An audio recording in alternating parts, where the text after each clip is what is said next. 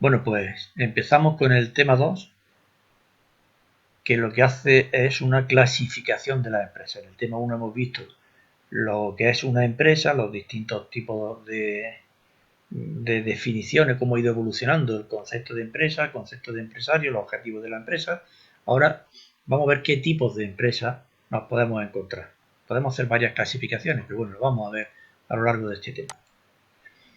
Vamos a empezar viendo la legislación mercantil y después entramos ya en tipos de empresas. Todo esto es tipos de empresas. Bueno, pues hemos dicho que empezamos con la legislación mercantil. Vamos a empezar viendo lo que es la legislación mercantil. Lo primero que tenemos que tener claro lo que es el derecho. El derecho no es nada más que un conjunto de reglas o de leyes que regulan una determinada zona, en este caso un país. Los países están regidos por normas, por el conjunto de todas las normas es lo que llamamos el derecho de ese país o de esa zona geográfica. Y si hablamos del derecho mercantil, pues el derecho mercantil es una parte de ese derecho, es decir, del conjunto de normas. Es la parte del derecho que regula, pues hablamos de mercantil, que regula la actividad económica. Esa actividad económica que se organiza a través de elementos personales y reales, es decir, cosas. Cuando hablamos de elementos reales, estamos diciendo las cosas, las propiedades, los bienes. Pues bien, entonces la parte del derecho que regula la actividad económica que se realiza por medio de una organización de elementos personales y reales y que desarrolla un empresario. Es decir, la actividad económica que desarrolla una empresa. Pues bien, lo que regula esa actividad económica que desarrolla una empresa es lo que llamamos el derecho mercantil. El derecho mercantil se compone de un conjunto de normas, que son las leyes mercantiles, es decir, conjunto de todas esas leyes mercantiles es la legislación mercantil, conjunto de normas que determinan, pues eso, las obligaciones y los derechos que la empresa tiene, que es lo que una ley regula, obligaciones y derechos. La principal norma de carácter mercantil que hay en España es el Código de Comercio, que es de aplicación a todas aquellas personas físicas o jurídicas, es decir, personas individuales o sociedades que realizan una actividad económica. Entonces, la principal norma que se aplica es el Código de Comercio, pero existen también numerosas leyes especiales que regulan esa actividad mercantil. Tenemos, por ejemplo, normas contables que nos ayudan a llevar una contabilidad ordenada de la empresa, normas que regulan la competencia y la publicidad, que establecen que haya una libertad de mercado y que la publicidad, por ejemplo, sea veraz, leyes que regulan las patentes, marcas, la propiedad industrial, en definitiva. Existe también el reglamento del registro mercantil y hablando del registro mercantil, ¿qué es el registro mercantil o qué entendemos nosotros por el registro mercantil? Pues el registro donde se inscriben todas las empresas que van a realizar esa actividad mercantil. Y la finalidad que tiene el registro mercantil es que todo el mundo conozca cuáles son esas empresas y en qué situación se encuentran. Es decir, dar publicidad a las distintas situaciones jurídicas en las que se puede encontrar una empresa. Si está en suspensión de pagos, de carácter oficial, si está en concurso de acreedores, que sería lo que ahora se llama la suspensión de pagos, si hay una empresa con tal nombre o con tal otro nombre, si se trata de una sociedad anónima, de una sociedad limitada, todo eso está inscrito en el registro mercantil. Tenemos dos tipos de registro mercantil, o se divide en dos tipos de registro, el territorial y el central. El territorial que existe en cada una de las capitales de provincia, además de Ceuta y Melilla, y el registro central, donde los registros territoriales mandan esa información. El registro central lo que hace es tener a disposición de todo el mundo que lo desee la información que hay en los distintos registros territoriales. Es decir, permite el acceso con carácter informativo de las distintas situaciones jurídicas de las empresas que hay en los registros territoriales. Pero si lo que quieres no es una información, una mera información, sino lo que quiere es un certificado de la situación de esa determinada empresa, eso ya no lo da el registro central, sino que lo dan los registros territoriales. Son los que extienden certificaciones de las distintas situaciones en las que pueden encontrarse las empresas. Pero bien, en el registro central, pues si tú estás en una provincia y quieres información de una empresa que está en otra provincia, acude al registro central y ahí te puedes informar. Bien, esto es haciendo referencia pues, al conjunto de normas que regula la actividad mercantil. Entrando ya en lo que es el tema, las clases de empresas, en la clasificación de empresas, pues lo primero que vemos es que no existe una única clasificación de empresas, sino que podemos establecer distintas clasificaciones atendiendo a distintos aspectos.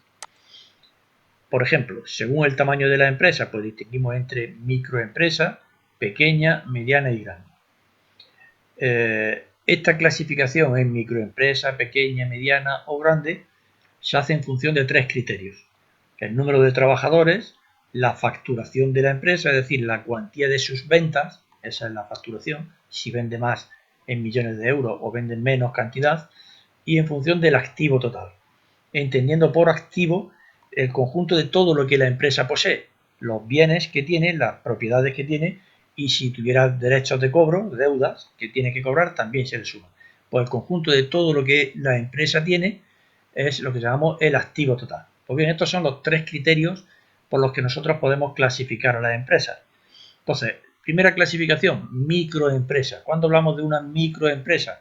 Pues cuando tiene menos de 9 trabajadores, menos de 2 millones o 2 millones como mucho de euros en facturación, es decir, en ventas, y un máximo también de 2 millones de activo total.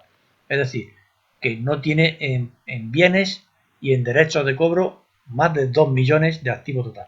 Para que se trate de una microempresa, tienen que darse las tres condiciones: que tengan menos de 9, menos de 2 millones o 2 millones como máximo, o 9 trabajadores como máximo, 2 millones como máximo de venta y 2 millones como máximo de activo total.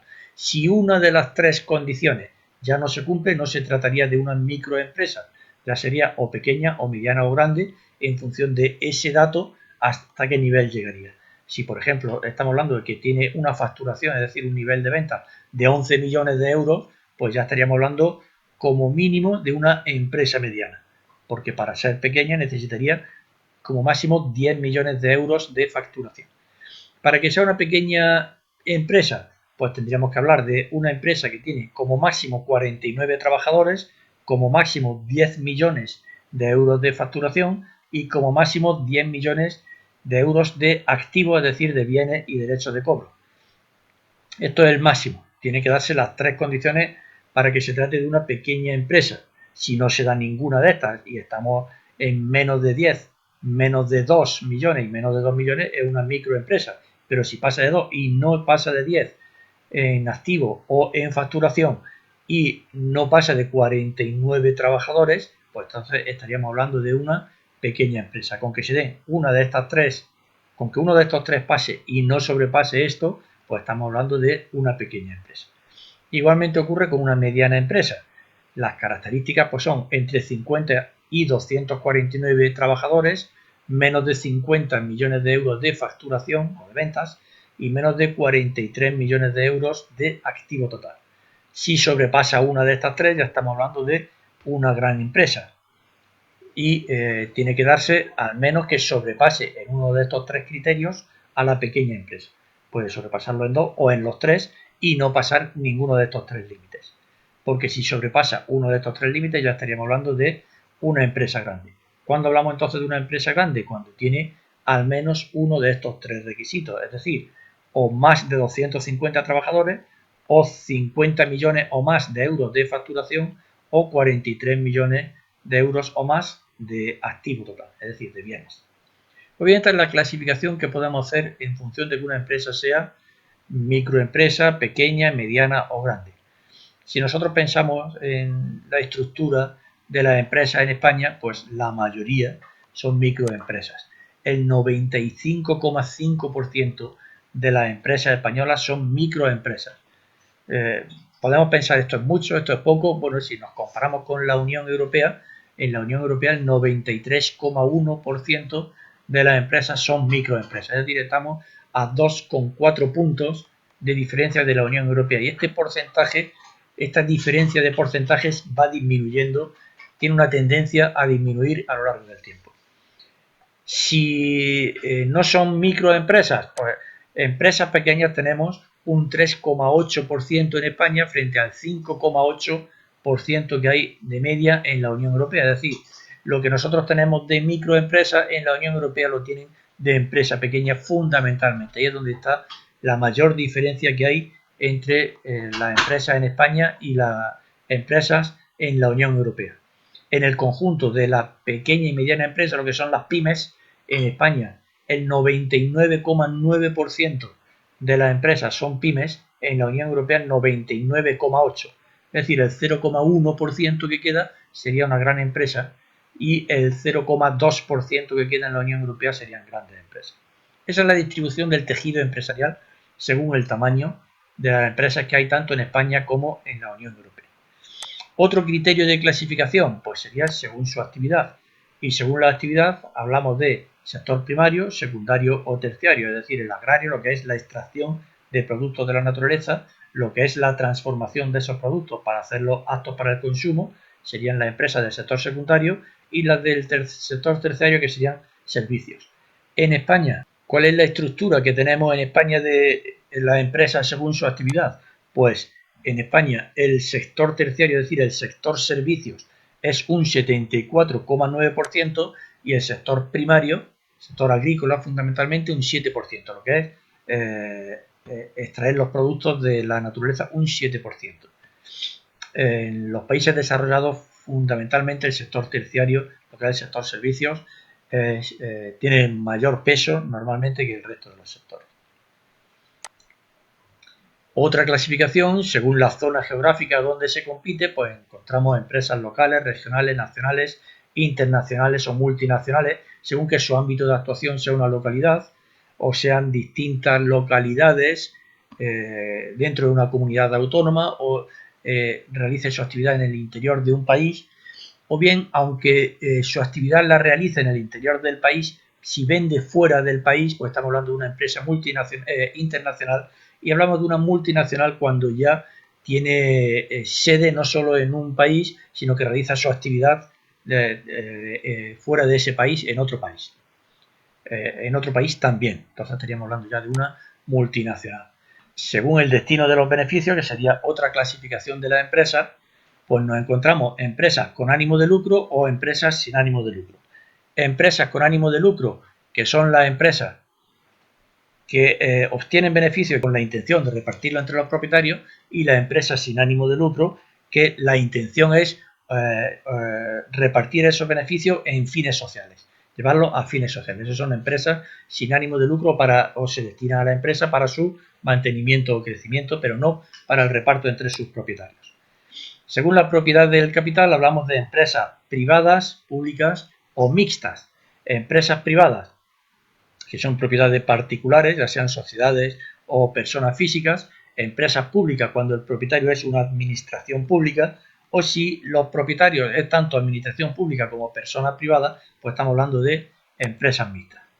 Y la última de las clasificaciones, según su forma jurídica, pues entonces estamos hablando de una empresa individual o una sociedad. ¿Cuándo hablamos de una empresa individual? Cuando el propietario de la empresa es la misma persona que representa a la empresa. ¿Cuándo hablamos de una sociedad? Cuando la sociedad o la empresa está representada por personas diferentes, es decir, no hay un solo propietario, o habiendo un solo propietario no firma en su propio nombre, sino que firma en nombre de la sociedad, cuando hay una disociación entre lo que es la empresa y el propietario. En la empresa individual no existe esa disociación, sino que se trata de la misma empresa. Como vemos, tanto la empresa individual como la sociedad tiene a su vez una clasificación, pero eso es lo que vamos a ver a lo largo del tema.